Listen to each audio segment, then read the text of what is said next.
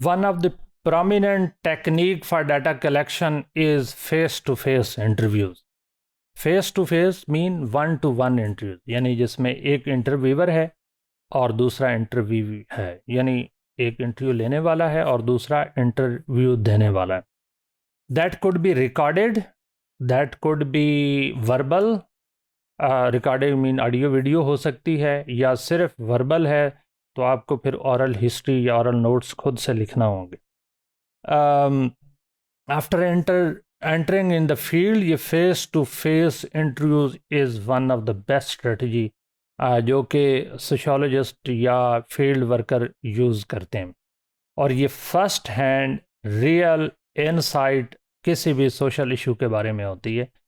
इन depth interviews होते हैं ये basically face to face in depth interviews, जिसके अंदर आप अपने रिस्पोंडेंट की बहुत सारी चीज़ें जो नोट कर रहे होते हैं, उसके फेस को, उसके एक्सप्रेशियल चेंज को, उसके इमोशंस को, बॉडी लैंग्वेज को, साथ में आप उसकी डिस्कशन के दौरान जो उसके मूड स्विंग्स हो रहे हैं उसको नोट कर रहे होते हैं. तो ये सारी चीज़ें आपको फेस, बाज़-औक़ात रिस्पोंडेंट वर्बल बात नहीं करता लेकिन फेस एक्सप्रेशन से सब कुछ बता देता है.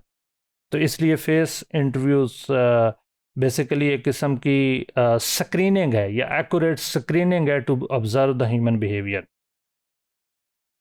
फेशियल एक्सप्रेशंस या गेस्चर्स या बॉडी लैंग्वेज ये इंसान को गाइड कर रही होती, यानी रिसर्चर को गाइड कर रही होती है कि किस वक्त आपने कौन सी बात करनी. क्या जो रिस्पोंडेंट है वो आपको इतनी स्पेस दे रहा है कि आप उससे पर्सनल इन्फॉर्मेशन लें, या बिल्कुल फॉर्मल है, सिर्फ सुपरफिशियल इन्फॉर्मेशन दे रहे हैं. फिर आपको क्या स्ट्रेटजी यूज़ करनी है कि उसकी पर्सनल इन्फॉर्मेशन लें.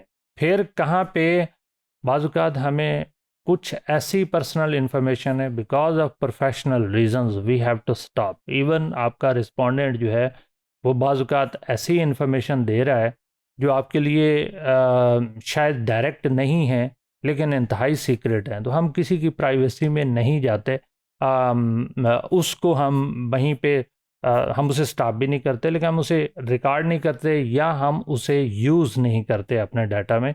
सो we use the only information that are mostly accurately हमारे अपने पर्पज़ के लिए. ज़्यादातर अब जैसे कि हम आगे भी डिस्कस करेंगे कि दो चीज़ें यूज़ होती हैं, एक एथनोग्राफिक अप्रोच और दूसरा एथनोमेथोडोलॉजिकल अप्रोच. जो एथनोग्राफिक अप्रोच है ये बेसिकली कल्चरल डिस्क्रिप्शंस है, ज़्यादातर ये रिसर्चर खुद से लिखता है, जबकि जो एथनोमेथोडोलॉजिकल अप्रोच है वो हमें गाइड करती है कि जो कुछ रिसर्चर कह रहा है हमें उसी पे एज इट इज़ बिलीव करना है. जो फर्स्ट है वो थिक डिस्क्रिप्शंस है,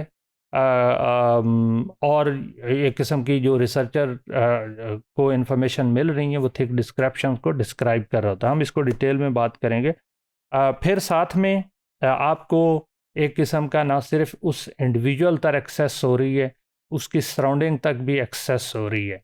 जनरली जो रिसर्चर्स हैं वो जब फील्ड में जाते हैं तो वो जाके सोशल सराउंडिंग्स को भी डिस्कस कर रहे होते हैं कि इंडिविजुअल जो है वो चेयर पे बैठा हुआ था या चारपाई पे बैठा हुआ था या बैठी थी, वो क्या कर रहा था या क्या कर रही थी, क्या आपकी face to face one to one information थी या कुछ रिस्पोंडेंट अपनी मर्ज़ी का काम भी कर रहे थे और साथ में इंफॉर्मेशन भी रिवील कर रहे थे, ख़ासतौर पे रूरल एरियाज़ में this is very common.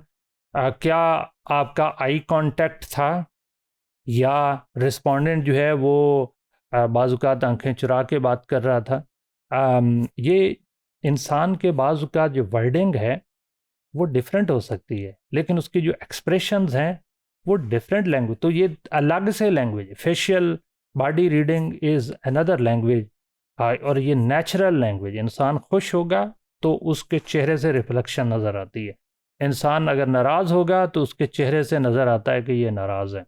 Mood swing हो रहे हैं तो वो उसका भी पता चलता है. ये सब चीज़ें आप उस वक्त तक अनकवर नहीं करते सकते या उस रियलिटी तक नहीं पहुंच सकते जब तक कि आपके पास फेस टू फेस इंटरव्यूज़ ना हो, रिस्पोंडेंट तक डायरेक्ट एक्सेस ना हो और एक एनवायरनमेंट के अंदर आप उससे इंटरव्यू ना ले रहे हो।